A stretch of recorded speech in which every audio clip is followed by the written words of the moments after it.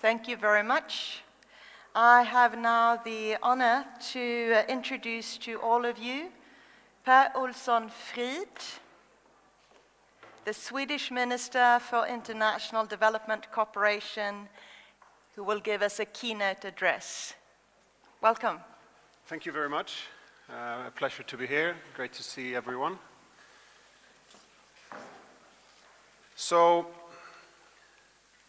40 years of conflict, occupation, military interventions, drought, food insecurity, terror groups, dire humanitarian needs, corruption, massive international engagement with contradictory guiding principles, not always with the rights and opportunities of the Afghan people as the primary objective. This is how we know Afghanistan. This is how it's often described. But all of you know that Afghanistan is so much more than this. Beautiful, humorous, kind, resilient, robust, and fragile at the same time. Foreseeing and waiting. The challenge has always been there, but many have risen to this challenge, dedicated time, engagement, resources to help build a better tomorrow together with the Afghan people. And countless are the number of brave women and men in Afghanistan who have tirelessly worked to set sail for a new dawn for their country. Now, when the Taliban, with military means, once again took power in Afghanistan, this challenge grew once again. What happened overnight, it seemed for many of us, what happened made it much more difficult to operate, protect, finance, and facilitate change for the better. Yes, because of the policies and the politics of the Taliban, but also because of the reaction from the world community on those policies and on the international financial and political principles that come into order, that kick in when a group with a history like the Taliban take power the way that they did. And these are righteous principles. There need to be a decisive and determined reaction and consequences from the rest of the world. But as another consequence of the Taliban power grab is economic and societal collapse in an already poor and dire environment. These principles clash with other important humanitarian principles. Because we cannot leave the Afghan people behind, not in the hour when they need us the most. And when the needs are accelerating and the complexity of the situation is also accelerating, we need to come together and find a new way forward. And this time, with what is best for the Afghan people on top of the agenda. As difficult as it is, we need to rise to this new challenge on top of what we are already facing. And let's not be naive. We're not talking about the best case scenario, but we have to find a way to do better than the worst case. We need to have clear benchmarks, expectations and demands on the Taliban regime. These principles, these demands need to guide our dialogue and our interaction with the regime, but this mustn't stop us from providing a rights-based basic services that the people need, when and if we can do so. The Swedish Committee on Afghanistan has shown us that it is possible to continue to operate, to get girls back to school, to provide safe space for women to give birth. And the UN family has shown us that it is possible to stay and deliver, give access to fresh water, shelter, salaries. When we can save both lives and livelihoods, we must. And as we keep putting pressure on the Taliban to choose a more inclusive and just way forward than what we've seen so far, I've called for international leadership, that we make the protection of development gains in Afghanistan and the rights of the Afghan people, especially the rights of women and girls, that we make this a joint commitment, a shared risk. But I've also been very clear that my conviction is that that risk is much lower than the risk of doing nothing in this situation. The risk of doing nothing is far greater than the risk of engagement. And there will be engagement, believe me, but it's a question that we must make sure that those who engage are also those who put these rights of the Afghan people, girls and women, that we put them before our eyes. And if not, there will be engagement with completely different objectives, with national and geopolitical interest far from the rights and opportunities of the people. Again, not the time to be naive.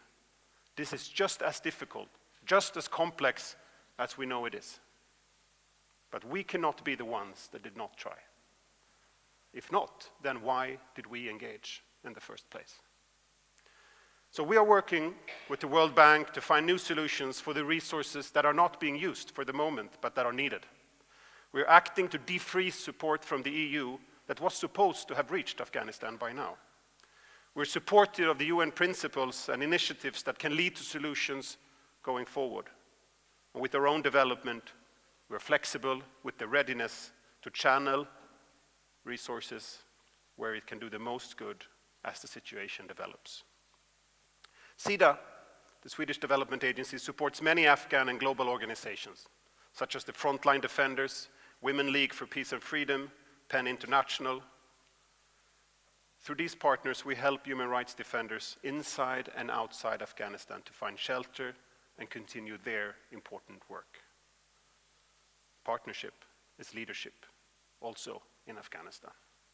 So moving forward, as we stay firm in our demands on the Taliban to respect and uphold human rights for all, including women and girls and persons belonging to minorities, we know the situation for journalists and human rights defenders and culture workers are also alarming. And we don't know exactly how this situation will develop. There are no assurances, no completely safe scenarios, but we know a few things. Winter is here. A winter where the humanitarian needs are likely to snowball into what may be the worst humanitarian situation on the planet, according to the UN. 1 million children may already be at risk of starvation, according to UNICEF. There will be discussions on nexus, on humanitarian plus or emergency development. But at the end of the day, we know that humanitarian response and aid alone will not be enough. So without access to basic services such as healthcare and livelihoods, humanitarian needs, internal displacement, and related suffering will continue to spiral. So more development assistance is desperately needed. So all these discussions, what we should call it?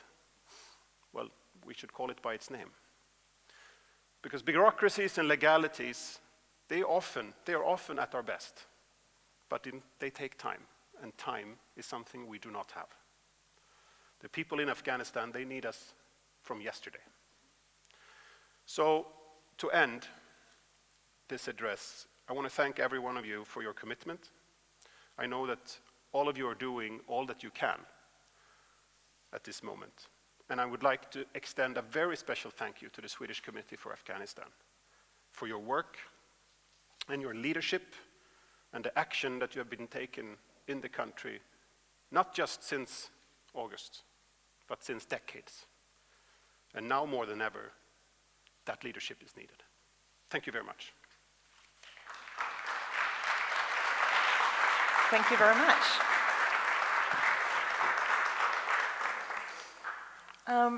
Can we ask you to stay on for a few questions? Absolutely. Thank you so much.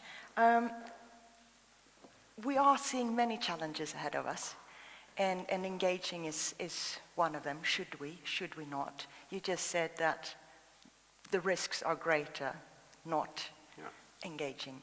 Can you elaborate on that a little bit? How can we engage with balance, let's say? Well, that's $1 million question, I think. But listen, I was I traveled to Qatar, to Doha, just a few weeks ago to meet with the Qatari envoys to to the Taliban, to Afghanistan, and I met with also a lot of the international actors who have sort of regrouped to Doha at this moment. And of course there's this hesitance, because as politicians we have to balance not only the needs and what's at stake in Afghanistan, but we also need to balance that with what's at stake in our own parliaments, in our own constituencies. And we need to find a way to communicate what this engagement means so that we also get the public support for that engagement. Because it's very easy to act on the principles. I mean, we see a regime that have taken power with military means, and we know them as a brutal terror regime. And of course, it's not just overnight that we can just accept and start working with them as we can work with others.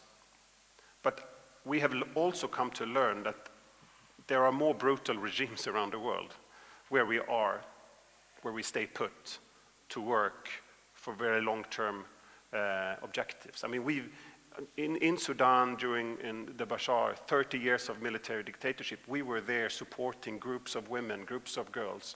And one day they stood up and took back power. Now, Sudan is at this moment witnessing a backlash that we need to find a way out of. But it shows that engagement makes a difference in people's lives, everyday lives, but long term, it's also the difference between making it or not. And we don't exactly know when and where that will happen, but we need to believe in that. This is not just about principles. This is also about values. And as I said, I think, why have we engaged in Afghanistan for 4 decades if we should pull out now? Right. To me, it doesn't make sense. But then, of course, we need to find a balance. And therefore, I also think that one way of doing that is to do it together with others. Mm-hmm. So I don't think there would be a good situation if countries now bilaterally started to have a number of interactions with the Taliban, making their own deals. But let's try to keep also the world community somehow coordinated.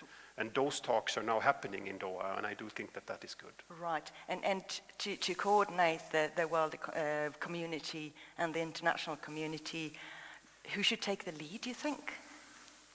Well, this is also a good question. I mean, it would be easier, I think, for the states, for the countries, if the multilateral organizations could take the step forward and show their leadership. And I do think that the UN, for example, has done so, with many of the UN leaders actually going to Kabul, actually sitting down in meetings, negotiating access, humanitarian access, and so on. But again, I don't think a specific country should go on its own. But I do think that we, and Sweden's voice, is needed in this coordination. Because we can very easily see now that there are other objectives that are pushed up on the agenda. Anti-terror, for example. Yeah. Of course, extremely important. But should it lead the international engagement with Afghanistan at this point?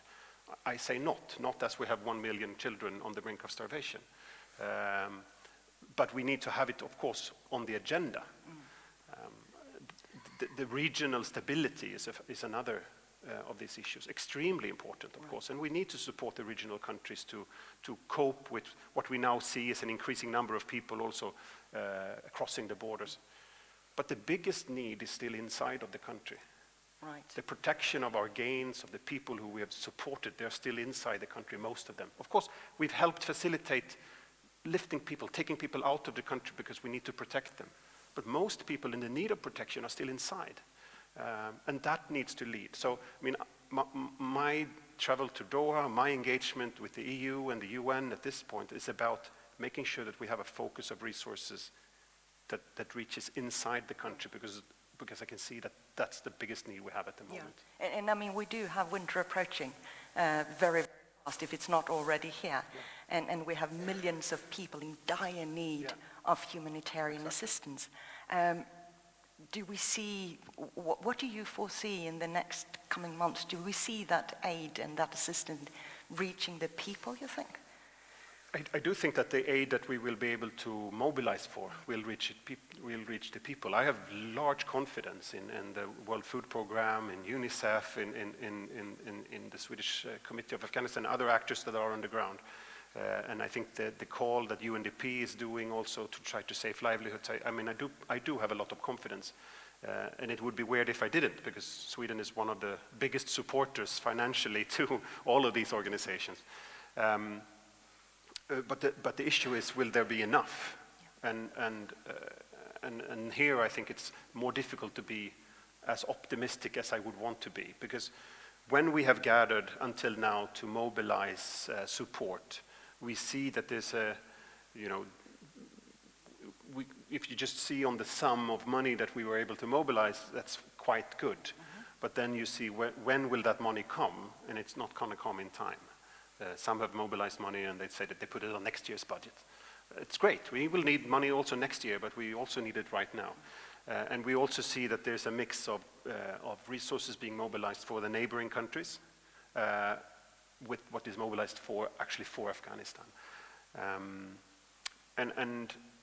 I've said a couple of times, but after the Taliban takeover, it took 2 weeks for the EU interior ministers to gather in Brussels to meet.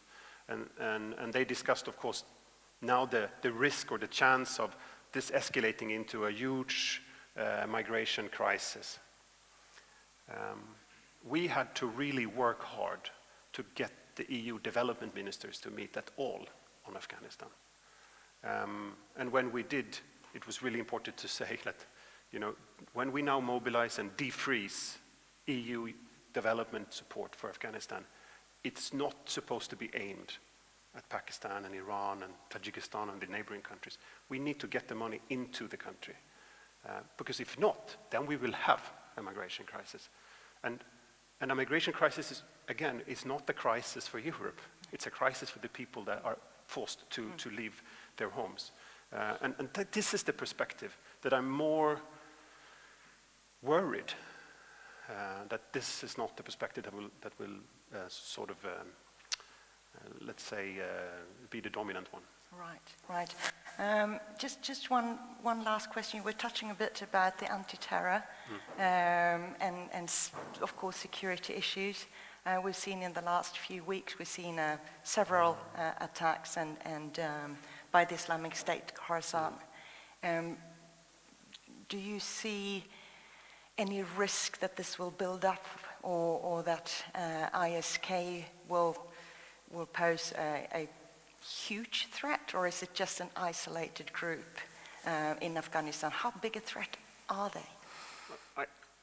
This not being my area of expertise, but of course they are a threat, and these type of threats and these type of movements we know have an ability to grow and also expand, or let's say inspire also other cells to grow in other parts. So of course this is a real threat, but most of all it's a threat for Afghanistan. Of course we need to work with Afghanistan to limit that threat. But I mean, as a development minister, it's my conviction that the best way to long-term combat the rise of terror groups is to make sure that the people have an alternative. And to make sure that the assistance actually reaches the people. Of course. I mean, the people in Afghanistan, of course, they deserve peace, not only in the absence of armed conflict, but peace in its larger meaning. And I think that is what we need to try still need to try to ensure, and that would be the best vaccine against terror. This is at least my opinion. Right. Okay, thank you. Thank you very much. Thank you very much for being here. And we have also... That's very kind. It's actually a gift from Afghanistan, saffron, now for Christmas. Excellent. And a little flower. Thank you so much for coming. Thanks a lot. Thank you.